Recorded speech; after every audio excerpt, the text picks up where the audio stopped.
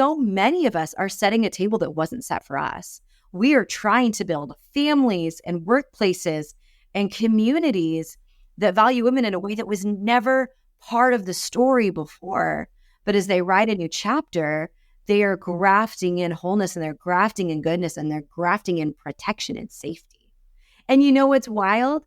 So much of when we talk about a holy imagination for women in communal flourishing, it often starts with safety. When you look at the Old Testament, safety was really all they were after.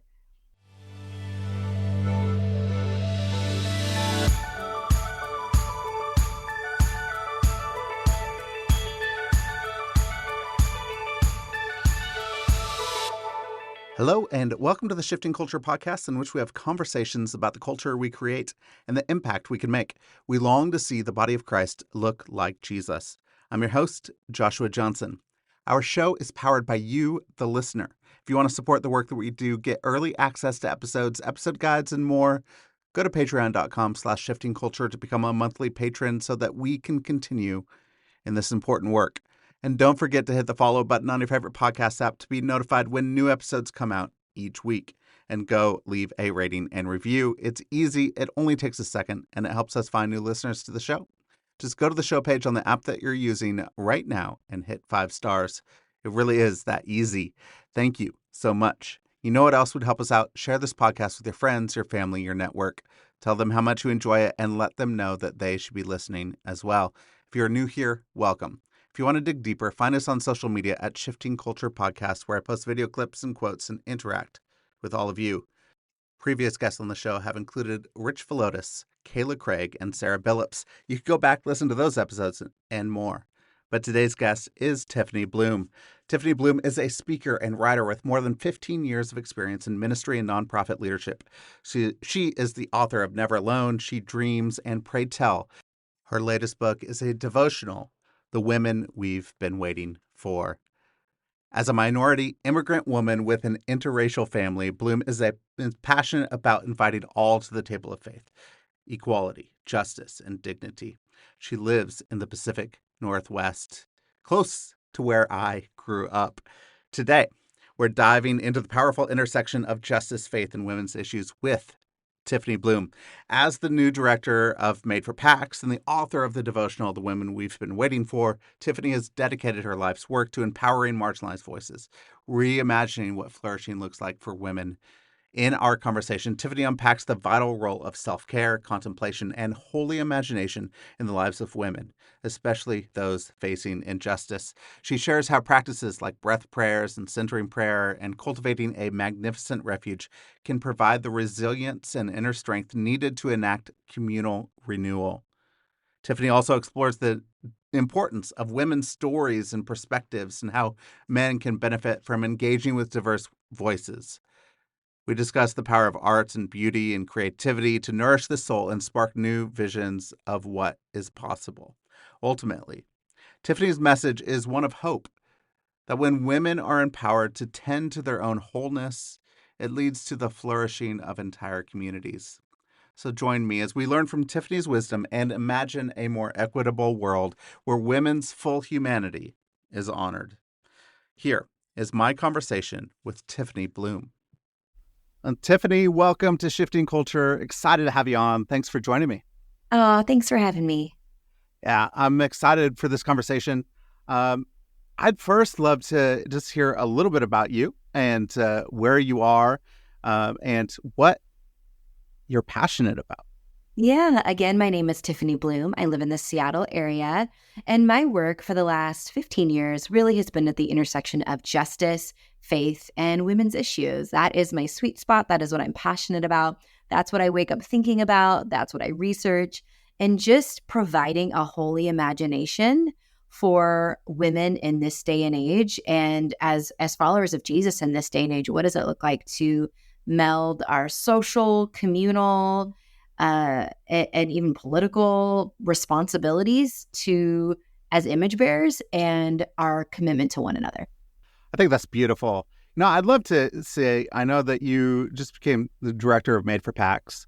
I did, yes. I had Josh Buck on while he was the director. I really like what you're doing there in Made for PACs. What made you say, this is like my next thing. This is the thing I want to spend my time with and on. Yeah. Yes. So my 9 to 5 is I'm the executive director of Made for PACs. We are a foundation providing mentorship and vocational development for Christians of color.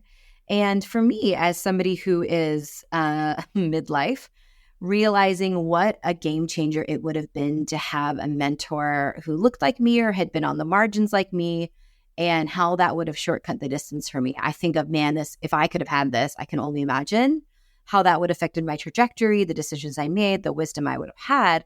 And so being in a position now to provide that and invite everybody to take their seat at the table. And, historically, the church has not been great at empowering young emerging Christians of color. And research shows it's one of the biggest threats of the church is this lack of mentorship and development of Christians of color. And we know how to fix that. So we're excited to match those who come into our fellowship with experts in the field, somebody to walk alongside them as they pursue Christ. So it's rich and rewarding work, and we're loving it.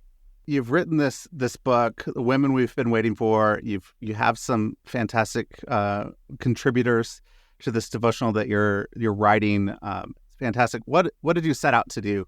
What is your hope for people who engage with this book? What's your hope for women everywhere? Ooh, what a good question. Ooh, so juicy. Okay. So I want to tell you where it really started, because people don't usually ask that, of where did this idea come from? I was reading Common Prayer. It's a devotional by Shane Claiborne and several other contributors. It's a very thick one. There's a free app that goes along with it. And within this very liturgical devotional that is 365 days that follows the church calendar, there is usually a paragraph every couple of days of what happened on that day in the world, whether it was during Vietnam War or whether it was, something else in history. So it gives you a piece of history to inspire your time with the divine. And I just loved that idea of sitting with matriarchs and patriarchs who have done something that helped form and shape the world toward goodness, and how we can glean from that in our time of meditation or contemplation with Christ. So that was really the idea that was sparked. And when I went to my publisher, because most devotionals or multi-author book, it's usually a different author every day or a different author for every entry. And I proposed to them, no, I'm actually going to write the majority of it. I'll put this on my back, but I want different activists and authors and clergy women speaking in here and there. So every fourth day is a different author, but the majority of them, the 27 out of the 40, are written by me. And so it was such a delight to kind of bring the squad and the people that I'm learning and listening from to invite my readers to also learn and listen from. So you've got everybody from Kayla Craig, who is the voice behind Liturgies for Parents, to a Black somatic therapist, to Angie Hong, who does worship and contemplate. I mean, there's just so many angles. We have a few anti-racist educators in there, a few working in international development who were in there. So it's a really as robust as I could bring to the table, other women who I'm convinced need to be heard. So it was a delight for the publisher to be like, oh, okay, well, let's try it. Let's see how this goes.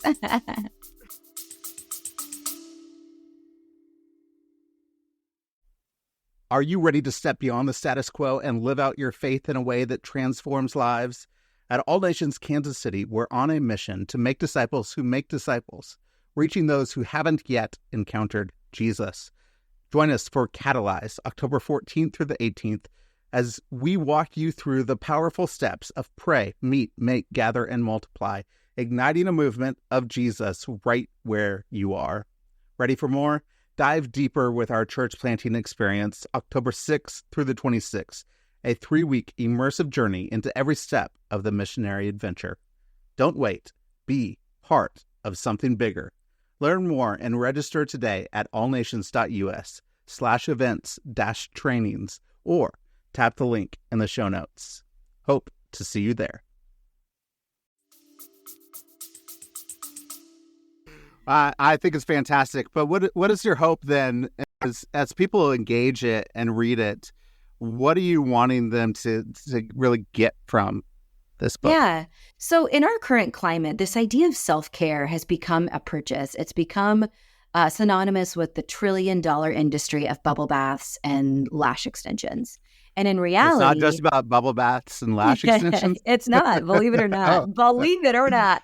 But this idea that if we're going to love our neighbors as ourselves, the implied command is that we would love ourselves and extend gentleness to ourselves. So self-care, Julia Lee, a great author who wrote Biting the Hand, she proposes self-care is taking care of yourself in a world that will not.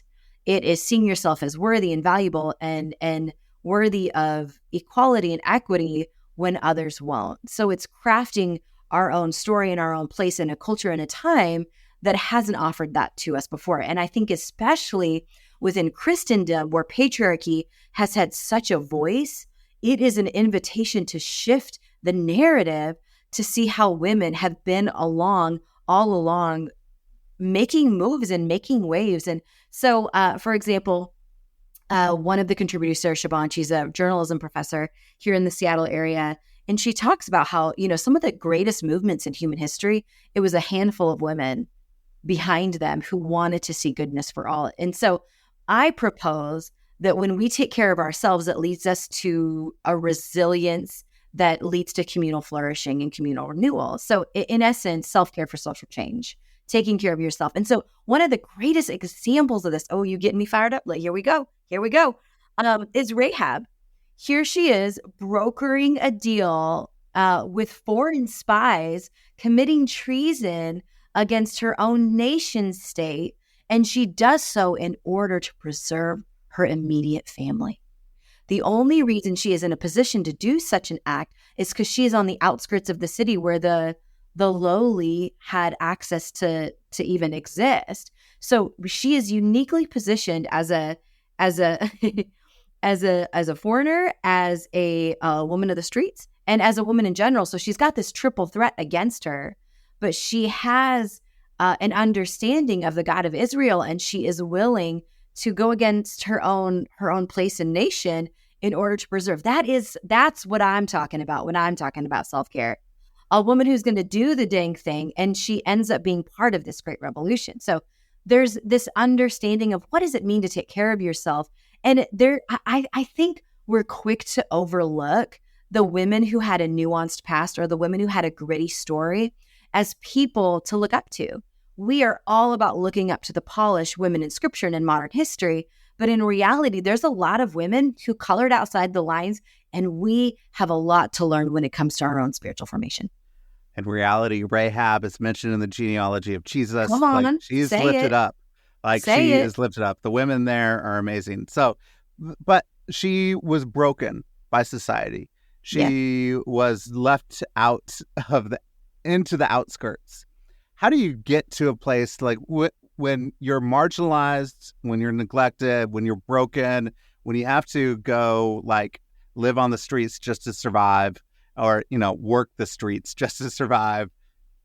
How do you do self-care there? How do you become a resilient woman when the society around you wants to break you?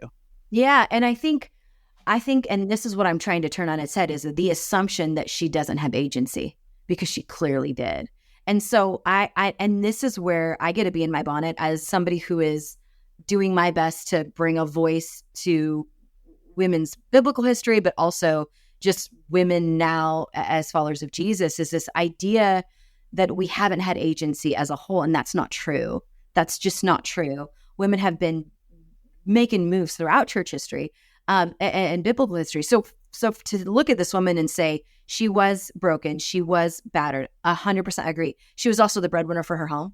She knew it was on the line. She was clearly very thoughtful and intentional with her actions. And we see that in her account. And like you said, we see her in the genealogy of Jesus. So this idea that you are only broken, but you're not resilient, I think this idea that you can only be one thing is something I'm trying to get at and something I'm trying to unravel, because it's just not true. I feature Judy Heumann, who is a disability rights advocate. She has been a sitting advisor to nearly every president for the past 2 decades. sitting on the United Nations boards. And she was a little girl who contracted polio growing up in Brooklyn. And this was before we had rights in place where those who had a disabled body could not go to, school and do all these things. And her mom is the one it was pushing, like, no, you still have to make space for my daughter. And so the world at that time, the Brooklyn school district had painted her as like, we have nothing for you. You're broken. There's nothing here for you. You are going to be in a windowless room doing coloring sheets at 9 years old. And she was brilliant. And then when she wanted to be a teacher herself and teach in that same school, they went back. You're broken. How could you possibly? How could you do this?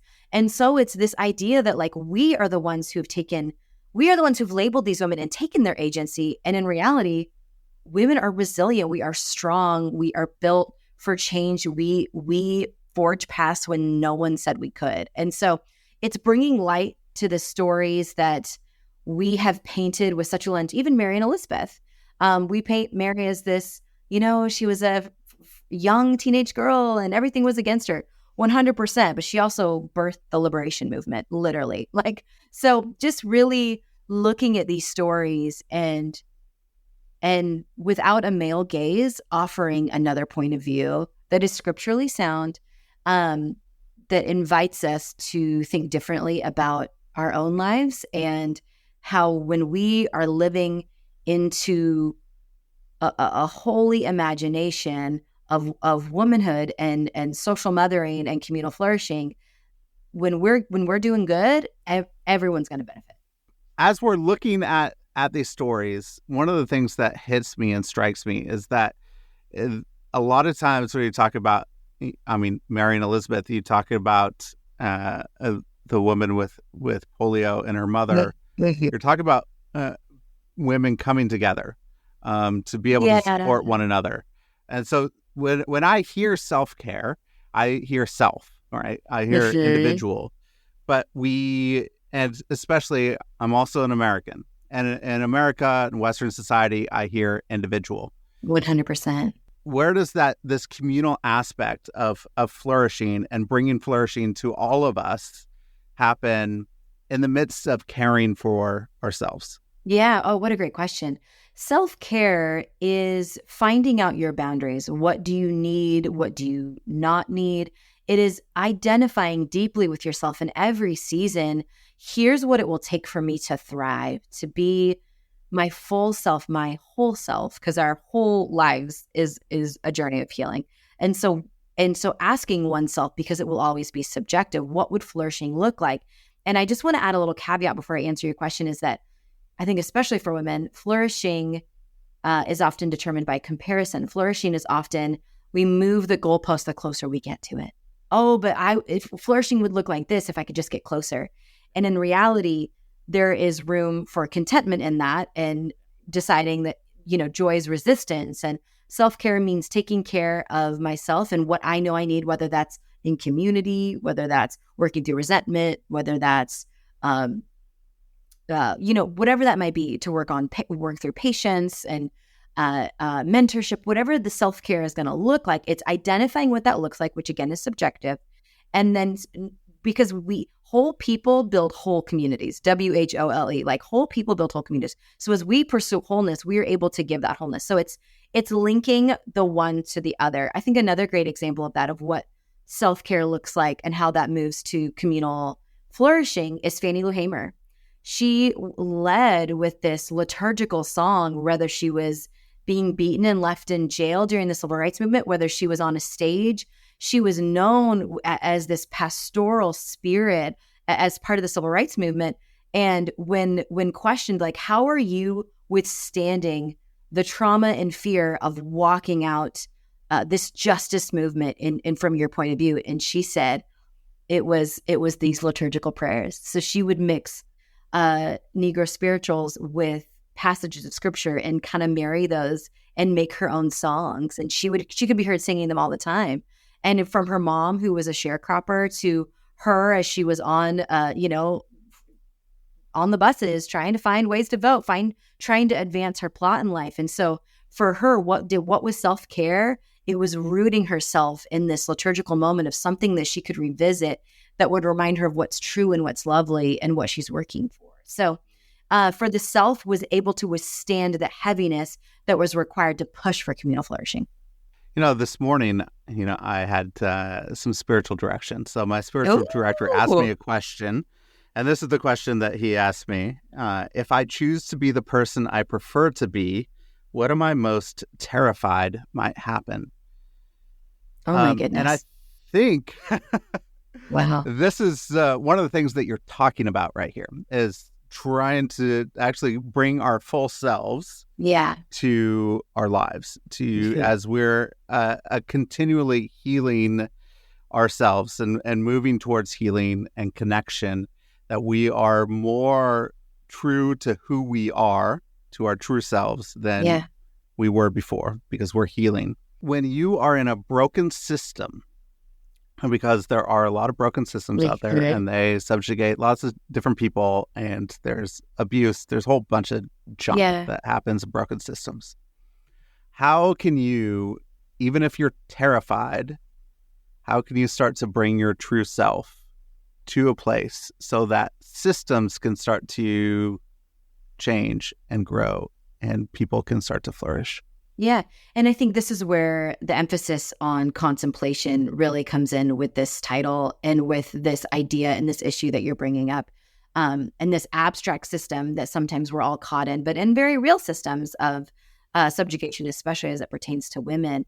I think my invitation is to root yourself in the contemplative. It's to root yourself in who Christ has called you to be, and to root yourself as an image bearer worthy of goodness. Because if that is the bullseye and if that's the goal, then that's the driving force. So a great example of this is Zalapha. I always have so much trouble pronouncing his name, but Zalapha's 5 daughters, right? So these 5 daughters are in the wilderness with Moses, and they're about to go to the promised land, and housing rights and land allotments are only being handed out to young men in their 20s. No women, but they don't have a brother. So they're about to get grafted out of the inheritance of Israel because they don't have a male heir. So they go before Moses, all 5 of them, and they know their stuff. They go before him like, hey, this is the system, but you have left out, brotherless sisters. What's your plan here? They weren't trying to advocate for all women.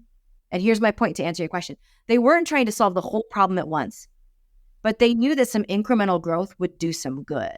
And so, a feminist point of view might look at that like, oh, that's 2 steps forward, 5 steps back. And in reality, like over human history, we have incremental growth, and then we pass the baton, and then we pass the baton, and we make it better, we make it better, we make it better. So when we talk about like, when fear has gripped you, how do you change a broken system? You have to look for your wiggle room. You have to look for what you can change. And I love that these daughters, these Hebrew daughters did that. They didn't ask for the whole law to be changed. They asked for an exception for brotherless sisters. And so it was just that like, you know what? I'm going to take the ground where I can. I'm going to take a little bit of room where I can. Do I think I can change everything? No. Would that be awesome? Yes. But with my understanding of self and what I need, so it goes back to self-care is knowing what you need to thrive. So I need a place to live. Those girls need a place to live. They had their mother to think about. There was so much to think about. And they were like, we are not about to be left out of this. We've been out here doing the dang thing in this camp. We are not about to be left out. But they did it diplomatically. They did it democratically. And they made a way forward. Now, I think there's rooms to approach problem solving and all, rage has its place. Diplomacy has its place. Going street has its place. But knowing what kind of change you want to have and knowing the incremental growth you can provide, I think there's an invitation also here to be a realist. Like, we want great change. We want great change. And that comes at a cost. It's scary. Like I'm sure there was fear in that. I'm sure. But when Moses went before the Lord and he comes back and he's like, well, you were right. The Lord confirmed what I needed to do. And so even seeing God's providence for women in that time of seeing like these daughters are right, give them what they've asked for. So I just think not only knowing what would a vision of wholeness look like for oneself, and then where do you feel like you can make change with that? Oh, that's so good. That's so helpful for us. That it's just incremental steps as we're going. Like there is hope in that. right? Yeah, Because absolutely. a lot of times we get overwhelmed with the entire system. Like we can't, make change, but you can change. And you have agency to be able to do that. And you Yeah. can make some change. And agency is really important. Is there a contemplative practice for you that has helped you in your own life and walk these things out and provide a space of flourishing for yourself? Yeah. Oh, what a fun question. For me, I would say just sitting in the presence, just truly just the contemplative practice of sitting, it's actually a spiritual director who introduced me to this, of just imagining but you before God, and no expectation, no words exchanged, just quite literally sitting in the presence. And she even invited me to paint a picture of, where are you? I was like, I'm at a picnic table in the park, but there's nobody in the park, and the sun's setting and it's a little pink, and the clouds are a little pink. And just this idea that somewhere I can go. It reminds me of Teresa of Avila, how she called it the magnificent refuge, that place that she would just go imagine. It had a kitchen and it had a living room. She would talk about it had everything you needed to just be, and it was the safe place that she could always retreat to when the world had failed her. And so I think about that magnificent refuge.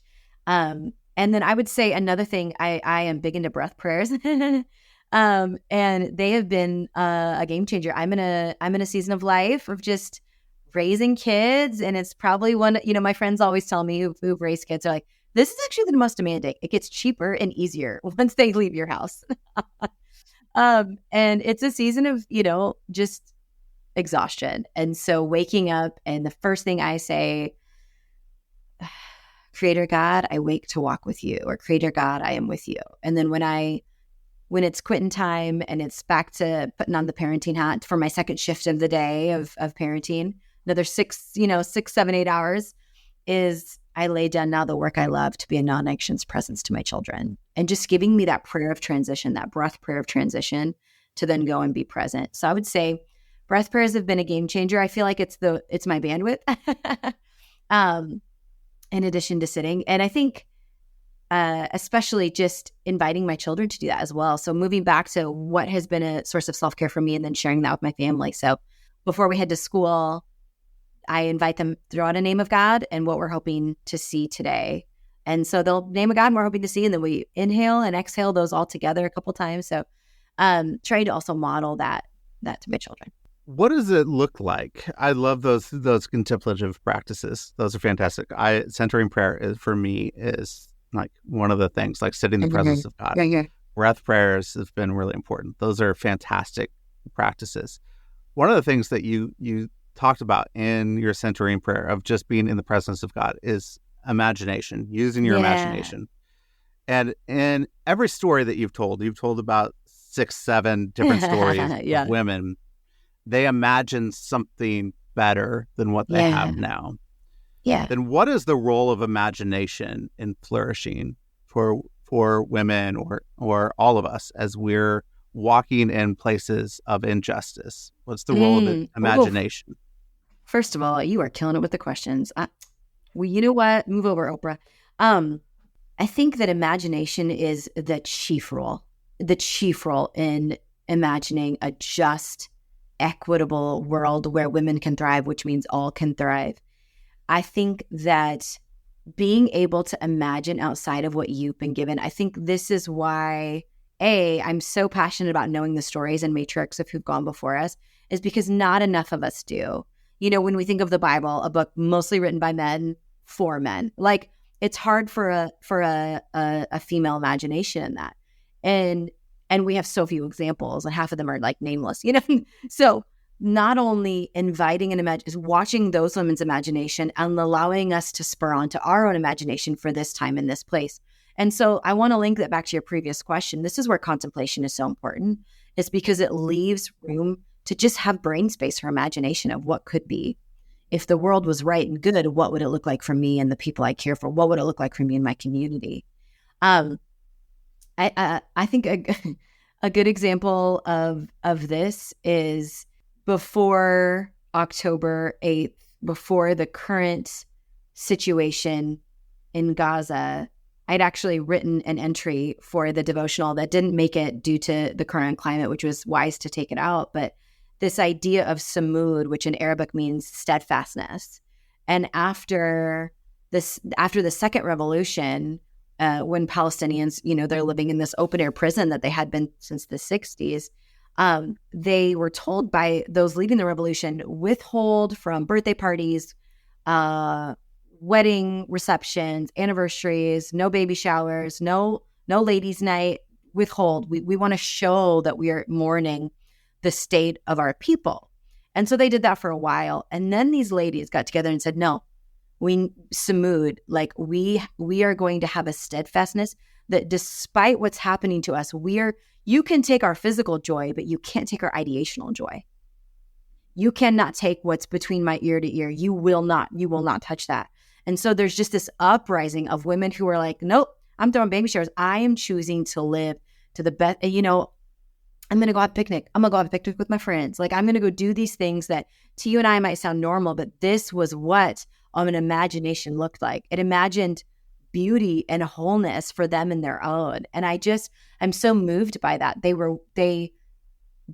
believed that there was a time to mourn and grieve. And then they believed that there was a time that, yeah, it's not getting any better, but they can't take my ideational joy. They can't touch it. I choose that. And so I think we work from the inside out with this idea of, again, if self-care is this inside understanding, which requires imagination, and because so many of us are setting a table that wasn't set for us. We are trying to build families and workplaces and communities that value women in a way that was never part of the story before. But as they write a new chapter, they are grafting in wholeness, and they're grafting in goodness, and they're grafting in protection and safety.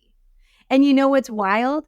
So much of when we talk about a holy imagination for women in communal flourishing, it often starts with safety. When you look at the Old Testament, safety was really all they were after.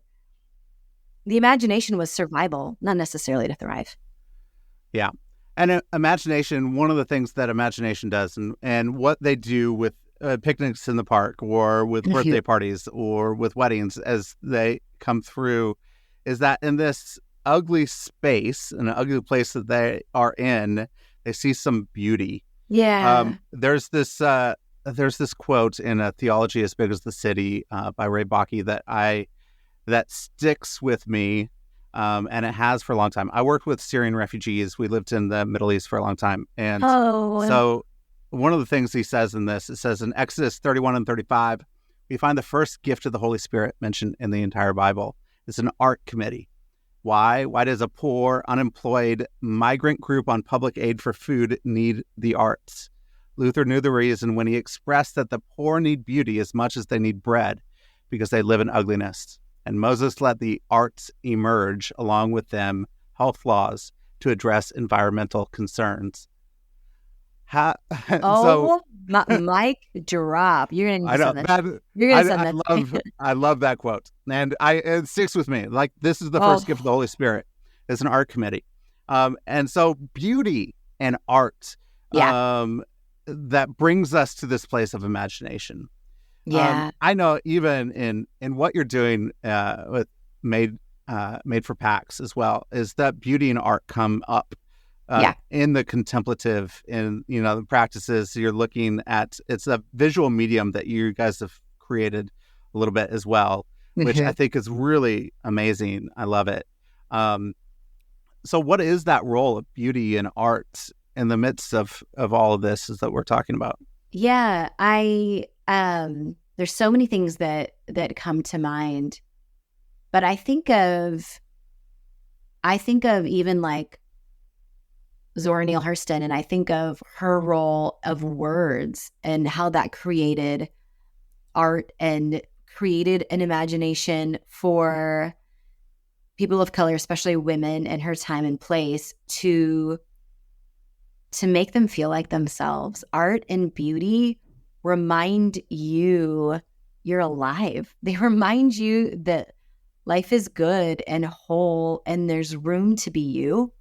And there's room to be blessed by various interpretations. And I think, especially when I had a few examples of artists actually in the devotional, but when I think of even for PAX, of how even, we have a poetry cohort within our fellowship, and that's our most applied for cohort is poetry. And the people that are applying, yesterday I met with a legal aid who is doing a recidivism program and helping first-time offenders get their record expunged. And she's like, I need the poetry one. I need an outlet of art and beauty because what I'm doing in my daily life is so demanding. That will nourish me. I think somebody else who applied for our poetry cohort, and he does peacekeeping in the Middle East between Israel and Palestine, and he's been doing it for years, and he's applying for a poetry cohort. So we're getting these people who are doing deep, holy, good work on the earth who are like, I need beauty. It will keep me going. It will keep me going. Yeah. Yeah. As it is beautiful. I know my wife has gone through a big season of grief, loss. We lost my mother-in-law earlier this year, and it's been hard. So but the sorry. thing that's sustained her is her poetry. It's to write poetry, to say that this is the thing that I could go to as write poetry prayers to God and to write those things. And it's the thing that sustains her through all of that. And so she's picked that up, and I was like, yes, she needs more poetry, and we need more poets in the world to bring some beauty. So, okay, we talked about a lot of self-care. We've talked about contemplation. We've talked about imagination, beauty, the arts. What does it look like then if everybody's going to flourish through all of this? So if women are flourishing, everybody is flourishing, right?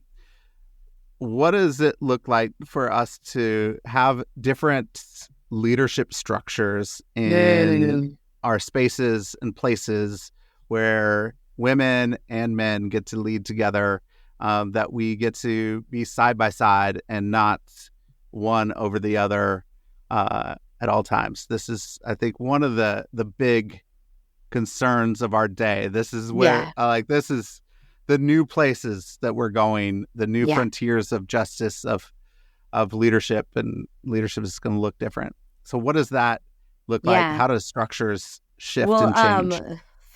Funny enough, that is what my previous book is all about.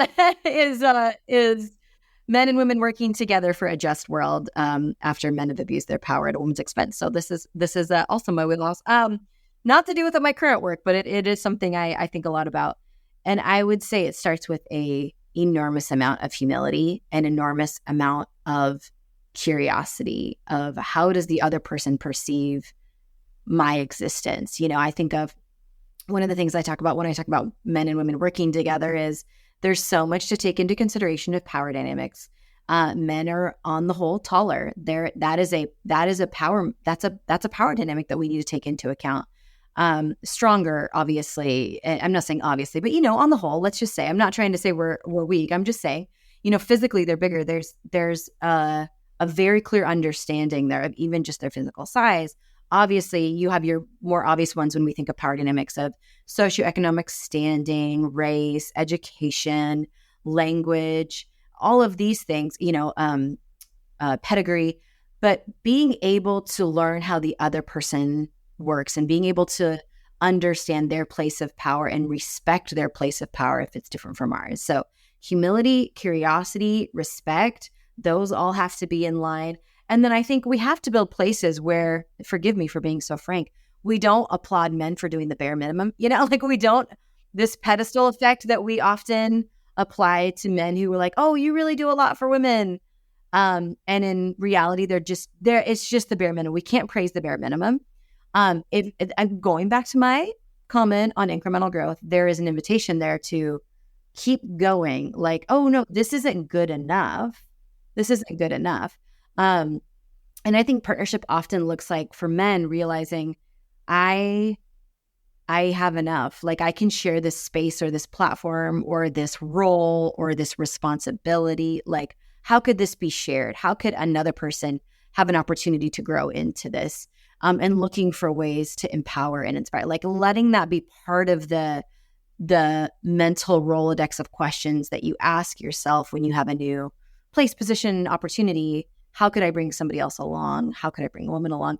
And then I think in partnership, there is an understanding that women are often taking on the majority of emotional labor in their home. And I hope that's changing. I think that's changing with millennials and Gen Z.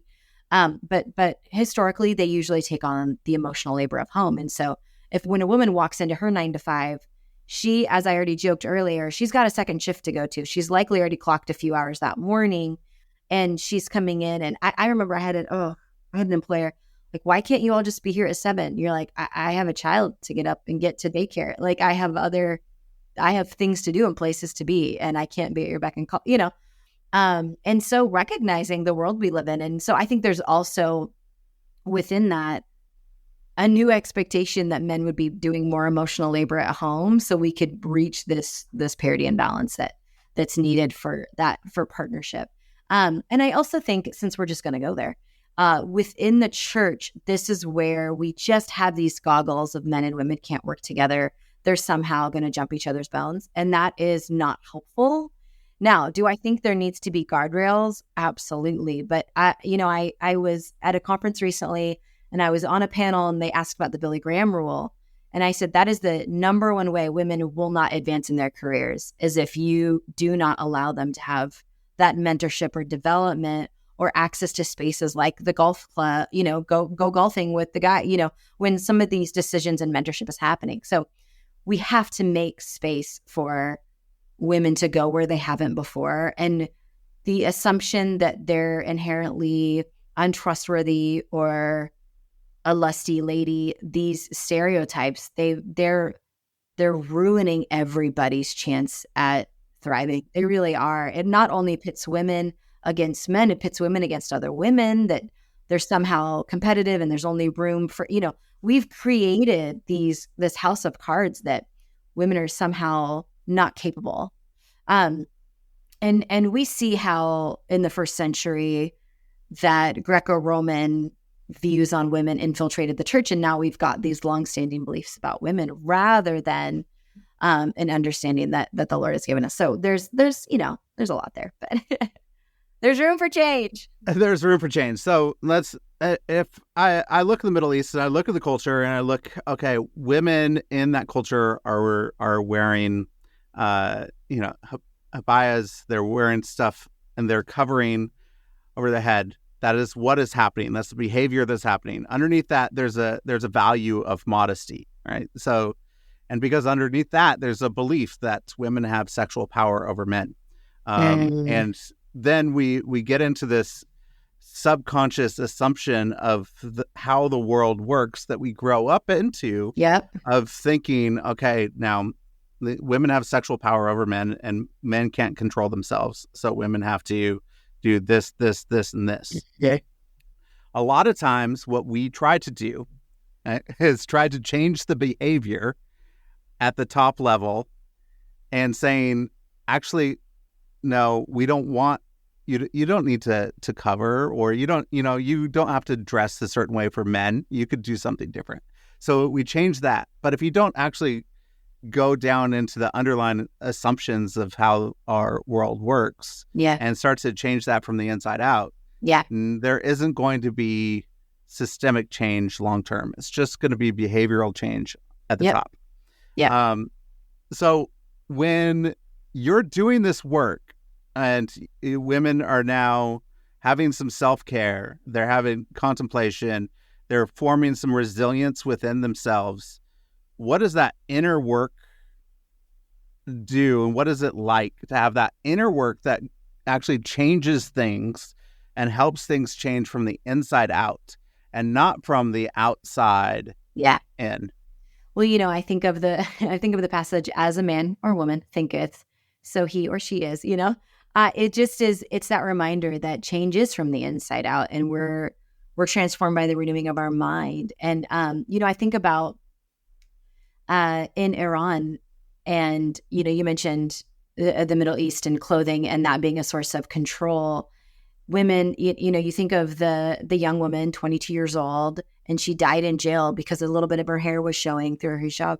And there was an uprising of women taking it off, of like, you don't get to control how we present ourselves. Like, you don't, if we want to wear this for our choice, absolutely, but you do not get. And now it's this fear, on Wednesdays they go sans hijab. Like there's apps created to share where the checkpoints are so you won't get arrested. I mean, there's just this to your point, it goes very poorly when it comes top down. It can go very poorly. There's room for righteous defiance in that too. Let's just add that, right? There's room for righteous defiance. And even that, I think, comes from a renewing of your mind. I think of Shipper and Pua, these fib and midwives who what they were doing that was their paid labor was now all of a sudden illegal. You've been birthing babies, helping women have safe babies and safe births, and now if you do that, their tool of defiance was a birthing stool. And so it's this commitment that you forge. So when we talk about this renewing of your mind, and we talk about this finding out what does wholeness look like for me, and then sticking to it, and that's where the rubber hits the road, because that's when you are being thrown in jail for hair popping out of your or Shipper and Pua are now enemies of the state, because their choice to continue to do the labor they had done before. And I think that's where that inner working does have, if the rubber meets the road, is because this is now going to cost you something to think this way. This initial idea of self-care is now asking you to change the way you live and change the way you show up in the world. And it's inviting others to think differently. And that's costly. And sometimes it goes well and sometimes it doesn't. You think of Vashti. She refused to appear drunken before her husband. And Esther dared to. Esther dared to appear before her husband. They both opposed the rules, and it ended very differently for both of them, but they both stuck to their conviction. I look at your book. I'm like, the women we've been waiting for. Okay, this is a book for women. I don't need to read this. But one thing that actually helps a lot is if I'm actually reading different perspectives and diverse perspectives, things that are different than me. And so I could see things from a different angle, that I could empathize with people's plight in the world and the way that they see the world, the way that they are in the world. What is the importance of right now? What is the importance of men reading and seeing things from a woman's perspective? Yeah, I think it's a beautiful thing. Just on the whole, as an author, I think of how if a book is written by a man, it'll be picked up by both men and women. But if a book is written by women, we automatically assume, she doesn't get to be in the business section. She's got to be in the self-help section. It's so sad. It's so discouraging. It's so discouraging. So I would say the importance of listening to women and learning from women. It's, again, this humility and seeing women as worthy of thought and ideas and change, and a voice worth listening to. And I think this has to change. I love talking about this because I'm a mother of sons. I have 2 boys.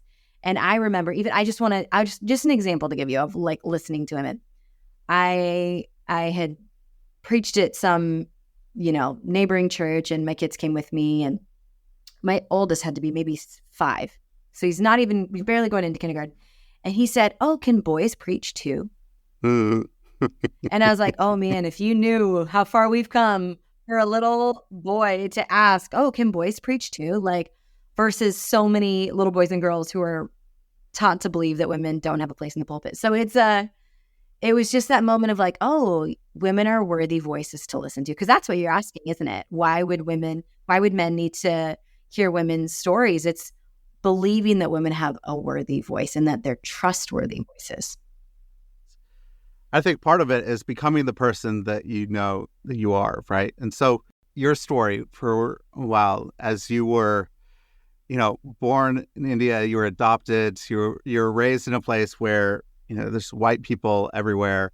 I've been to the place that you were there. I played against Napa Vine High School. Oh my gosh, when I was in high you've done school. some digging. But as you're growing up there, how do you reconcile your own culture and who you are, and what does it look like to become your true self? Yeah. When you're raised in a totally different culture than you were born in, and what does that look like? So just to give some context woman? to listeners, I was born and abandoned in Delhi, India, and then I was adopted to a family in rural Washington. Didn't meet another person of color till I was 13. Didn't meet another person of Indian descent till I moved to London, and I was 18. So it really rocked my sense of self because I was so clearly brown, surrounded by strawberry blonde, and I was so ashamed of my meat suit. Like I was just so ashamed of my skin. I had so much shame.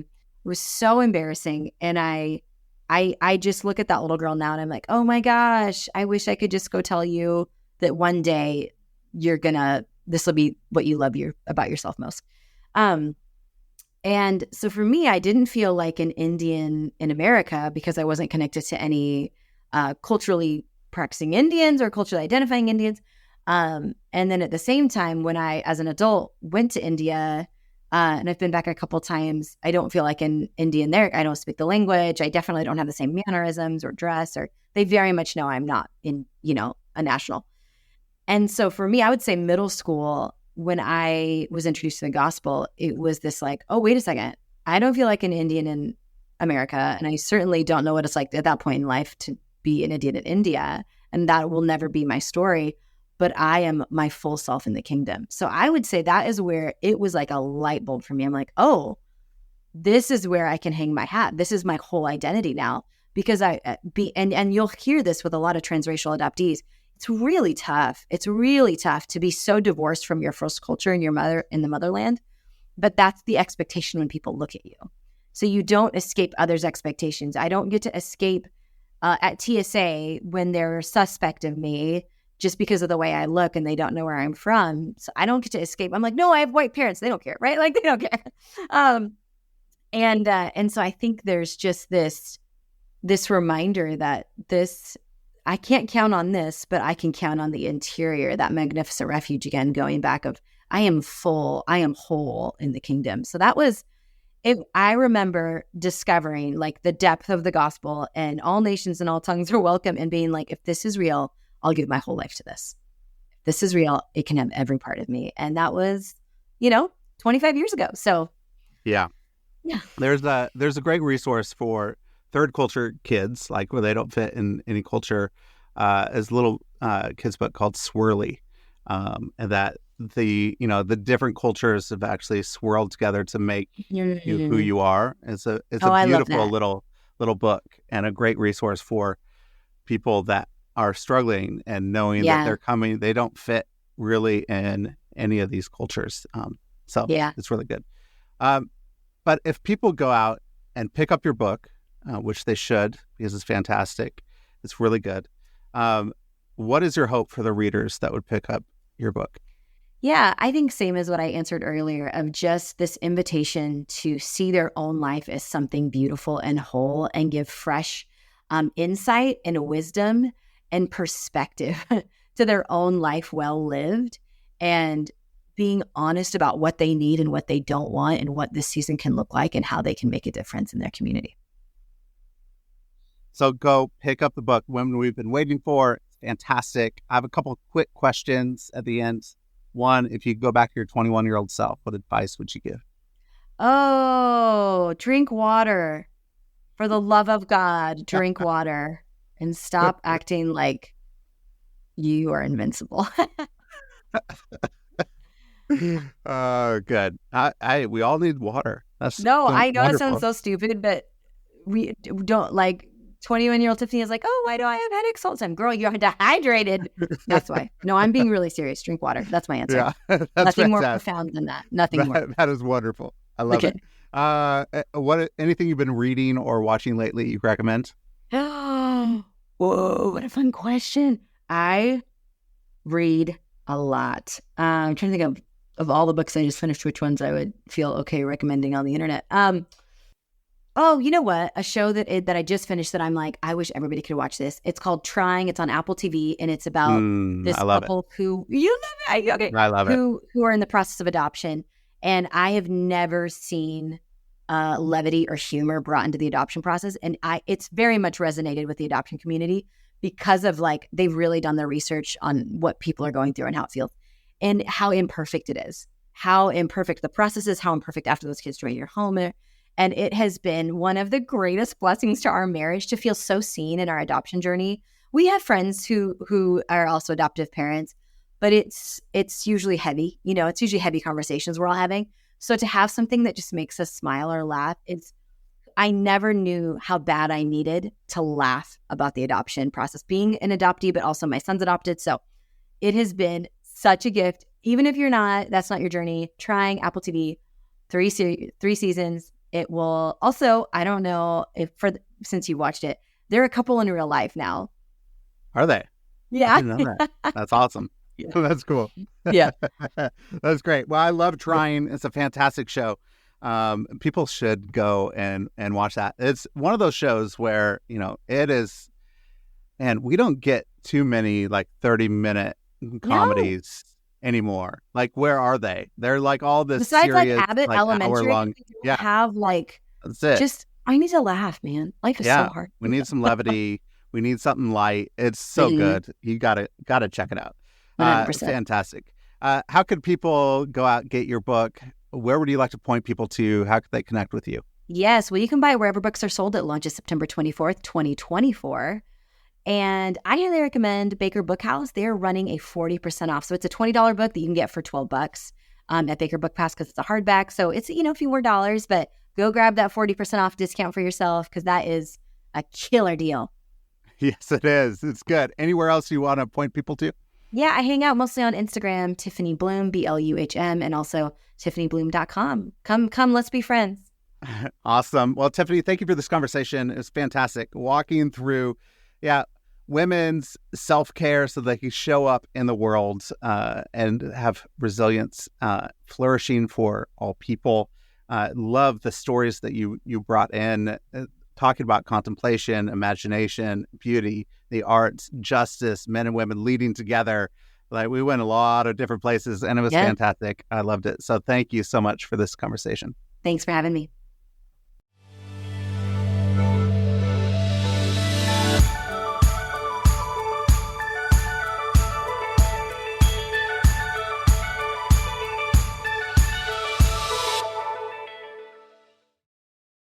Thank you so much for listening to this episode. If you want to see more episodes like this, go to patreon.com/shiftingculture and become a monthly patron of the show. You can help us produce more episodes so that we can see the body of Christ look more like Jesus. If you become a patron on patreon.com/shiftingculture, you will get early access to episodes. You will get episode guides. You will get bonus shows, hopefully, and more. So go to patreon.com/shiftingculture and become a monthly patron. Also, leave a rating and review on Apple Podcasts. It really helps us out and helps us find new listeners to the show. And just go and share this podcast with your friends, your family, your network, people that you think would enjoy it as well. Thank you again for listening to the show. I hope you have a great week.